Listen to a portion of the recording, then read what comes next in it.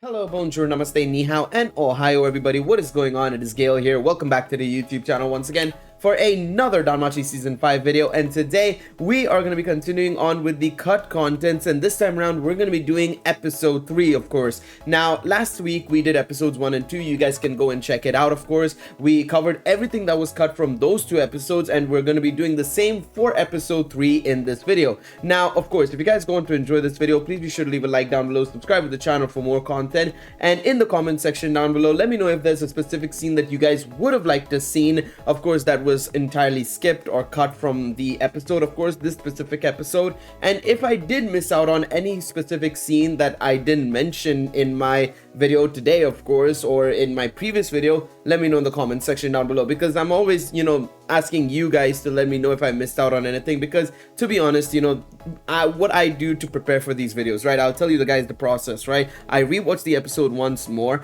I reread the light novel once again, or the chapters it is adapting, and then what I do is I make a sticky notes basically of like everything that I need to compare and contrast in the video itself, right? And so right now I'm looking at a sticky notes basically when I'm talking to you guys, basically to talk about like changes and cut contents that they made in the episode, right? So let me know if I missed out on anything. Of course, there is a very good chance that even in my thorough reread and rewatch of the episode, there might be something that I entirely missed out on. So I'd love to see you guys mention anything that I missed out on, because it just covers my ass in a way as well, and I can pin your guys' comments as well. And of course, beyond that as well, if you're wondering what we're going to be doing for episode 4, it's going to be the same exact thing every single week. We will be uploading a cut contents video, and next week, somewhere between Monday to Wednesday, episode 4 will drop. Of course, tomorrow is when episode 4 is airing. There will be a reaction to that as well. But anyways, all things aside, all of that, disclaimer and all that sort of stuff aside, let's get into the cut contents for episode 3. And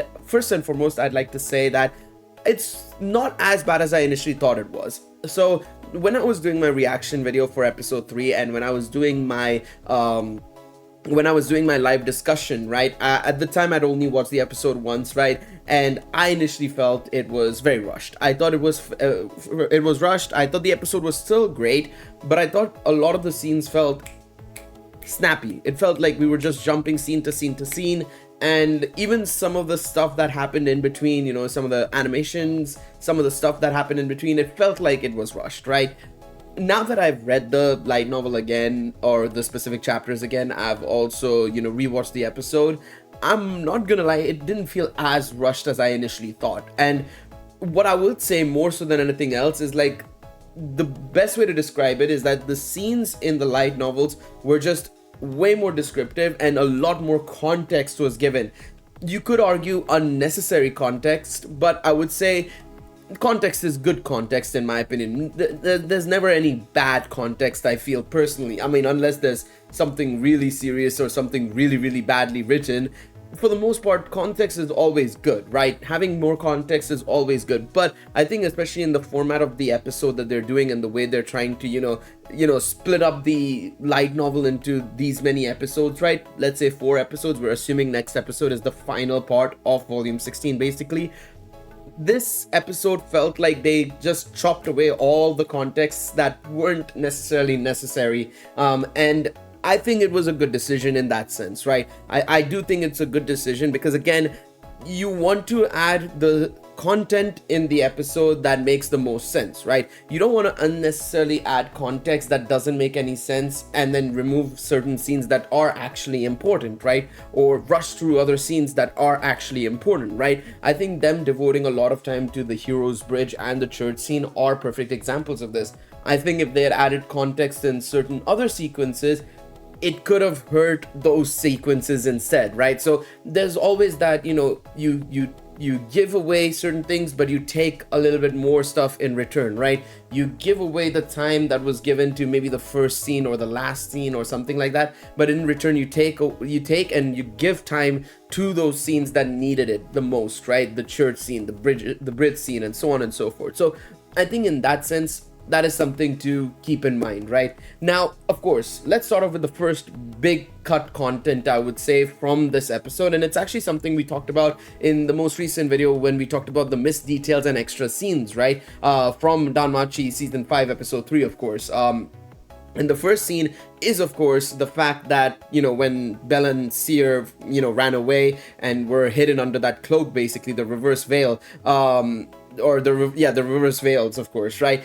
They went to Lenoa's shop, which was, of course, where they went to in season 3, episode 9, I think they mentioned it was. I think it was episode 9. So it was something we'd seen in season 3, of course, right? And Lenoa's shop is something that they actually described a little bit in the light novel. I don't think it was massively descriptive, if I recall correctly, but it was descriptive in a much bigger way than, of course, what we got in the anime. The anime just showed us them entering a shop and then hightailing it out of there, basically, after that, basically. So that is something to keep in mind, of course, is that it is a little bit descriptive and more shown in the light novel. Along with that, however, as well, and something that we actually didn't see, I don't think, at least in the episode, again, this is why I say I think, because I don't want to get myself in trouble saying I know, but I'm pretty sure, and I'm very confident, that we also didn't see Hayden, who actually also came to the scene and then also said to everybody else to go the opposite direction, basically, instead of where Belle and Seer were going. So Hayden actually helped Belle and Seer out while they were running away. So that's something, again, contextually, that they entirely removed as to why the Freya familia weren't able to find them during that entire Brit sequence and, not Brit sequence, church sequence and everything, because they went the opposite direction entirely. So that is something to keep in mind as well. To be honest, I think maybe the Hayden scene should have been kept, in my personal opinion. It wouldn't have actually taken a lot more time. I think it would have taken an extra 15 seconds, I would say, of the episode, which maybe would have hurt the runtime and everything, but I think it would have been something that would have helped out Hayden's character as a whole quite a bit, I think, long term. So I feel like that them missing that scene, the specific scene with Hayden, actually talking to them and everything, and telling them to go the other direction, I feel could have been done a little bit better, in my opinion. I think that could have been done a little bit better. Now, of course, beyond that, nothing changes really in the church sequence. The church sequence is more or less the same. I feel there's no changes or massive adjustments there, to be quite honest. There, I feel like they've maintained that pretty darn well.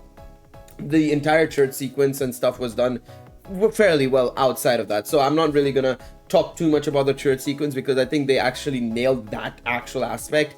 At most, you could probably say they could have made a little bit more exposition on the entire Fulham story, but I think outside of that, it was more or less fine, to be honest. There was no real big difference there, to be fair. So there you go. That is perfectly fine. So again, that's what I was saying at the start of the video. A lot of giving, but a lot of taking in return to make sure that the main sequences, the sequences I felt that were very important to the story and the overall characterization of both Belle and Seer, was maintained really well. And that's going to be the most important thing. A lot of people may not like this early phase of Danmachi season 5, which is definitely a very much somebody in my comment section said it feels like a soap opera, which is not what I signed up for. Trust me when I say this, it needs to be a soap opera. It's this whole season is just drama. It is drama to another degree. There is action. I mean, we've seen it in the opening, but it's a big drama sequence, and them doing all of these expositions, a lot of talking and stuff, and not a lot of action, is because it's going to matter a lot come the end of the season. Trust me when I say this. And I know a lot of people may not be interested in the story, and they're here for the action, but trust me when I say this, and I still say, I'm saying it again, the emotional and the talking aspect and the general characterization and development will enhance the action at the end 100%, 110%. So that all is pretty much straightforward and everything. That's nothing new and nothing crazy. Now, obviously, next comes the whole ship sequence, right? The ship restaurant, right?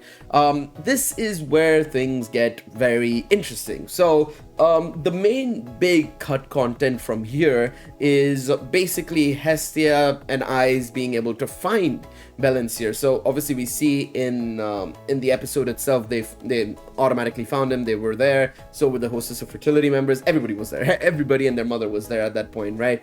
The reason why Hestia was actually able to find Belle is because they actually, in the same time while they were had gone to the church, Belle and Seer, right? Hestia and Ice actually went back to the Hestia Familiar mansion, the Hearth mansion, and they were able to enter Belle's room. I should say Hestia just searched Belle's room and found that listing of the restaurant, and I had circled it basically with a red marker effectively. So effectively what they had done was they had snooped into Belle's room and figured out that this was the restaurant he was going to take Seer to. So that is one of the reasons as to why Hestia and Eyes were able to find them so easily. And then along with that, they also mentioned in the light novel that Eyes was able to actually gain access to the restaurant is because the guard and, well, the maitre d', or the front of house basically, as they're called, they thought that because Eyes was a first class adventurer, her being at the restaurant would actually enhance sales, so they let her in very, very easily. So that was pretty easy. That was pretty simple and straightforward for Eyes and Hestia to actually get into.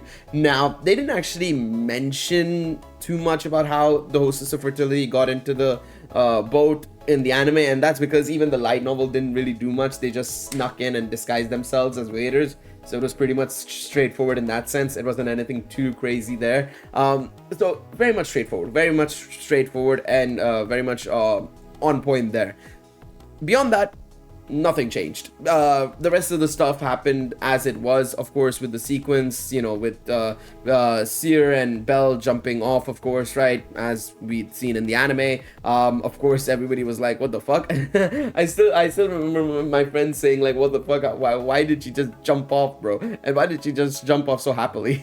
But no, I think one thing I will say, by the way, about this sequence that they did extremely well, and this is more so correctly done content, not cut content, it's that they absolutely nailed that whole Disney princess aspect from this point onwards. You know, Seer being that Disney princess and everything, it was done perfectly. I think, in my opinion, it was done so well. I absolutely adored it. It was just the right tone that I was hoping for as a light novel reader from the anime. They absolutely nailed it. I loved it. Like, the moment I saw it in the anime, I was like, yeah, this is that Disney princess feeling I was expecting to see in the anime from the light novel. So again, I think, you know, when they can lock in, you know, when JC staff can lock in and they have the opportunity to lock in, they are able to lock in. It's just they need the time, the episodes, just everything to go in their favor. Honestly, it really is that.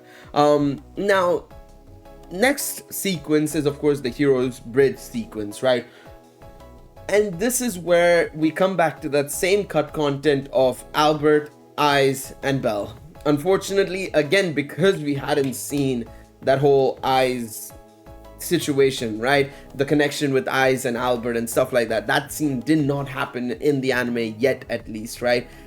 It didn't happen in this episode either, and I think that's the biggest cut content for me personally, because I think this episode was the perfect opportunity to have that as a flashback from volume 15. It is such an important sequence for the overarching plot of Danmachi, not just because it makes Eyes important. I know a lot of people will say, oh, it's yet another case of JC staff misaligning Eyes and stuff, and that is fair. I'm not disagreeing with that, but again, this is also Amori's decisions. We've seen, based on Amori's own tweets, how involved he is in the production of the Danmachi anime. So him not letting them do stuff with Eyes and Albert and stuff is so weird, you know, because this is the overarching plot, and I feel like Amori is also a culpable,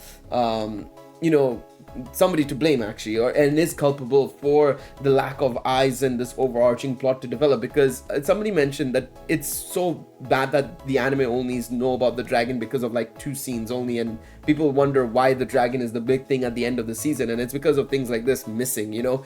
Yes, we did get the mention of Albert fighting the dragon, which I think is at least necessary. That was so important, because again, it comes back round to Albert at the end of the day and the one-eyed black dragon. Gail from the future here, sorry about that. I just wanted to kind of add a couple more points to the whole Albert exposition, purely because, of course, I know you guys probably are wondering exactly what was said, and I don't want you guys to go getting yourself spoiled on the wiki, because trust me when I say this, y'all want to avoid the wiki at all costs. It's super easy to get spoiled over there. They don't really care about, actually, helping people avoid spoilers. They just put everything that has been happening in the light novels from dot and actually don't, kind of hide it behind any spoiler tags or anything. So avoid going to the wiki. I'll explain to you guys exactly what happened in the light novel and the exposition that was said. Effectively, obviously, Belle thinks about the connection with eyes, of course, that Albert potentially has with her. And then, of course, he also remembers, the memories and the stories he's heard about Albert's battle against the one-eyed black dragon, of course. The fact that Albert had fought the dragon alone, apparently.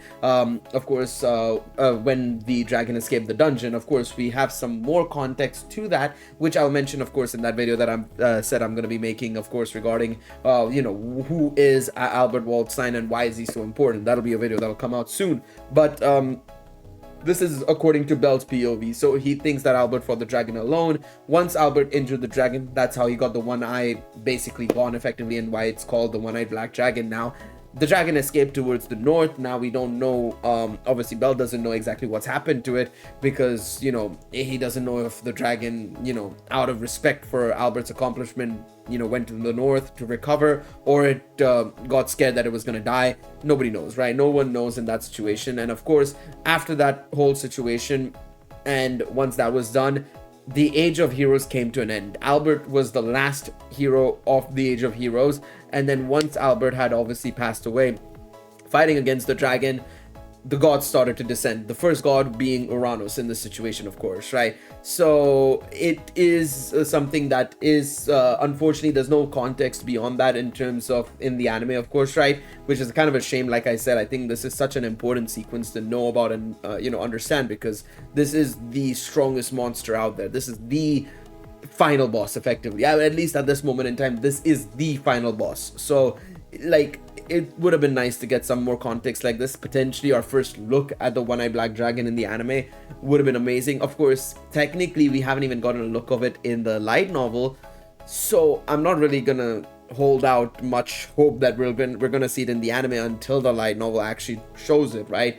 But it would have been nice to see like maybe a hint of a silhouette or something, and again another silhouette of Albert, because we've seen Albert already thanks to Sword Art Online season 1, so it wouldn't have been like a shock either to see Albert's visage and stuff like that. But anyways, back to Pascal. He'll continue on explaining the rest of the cut contents.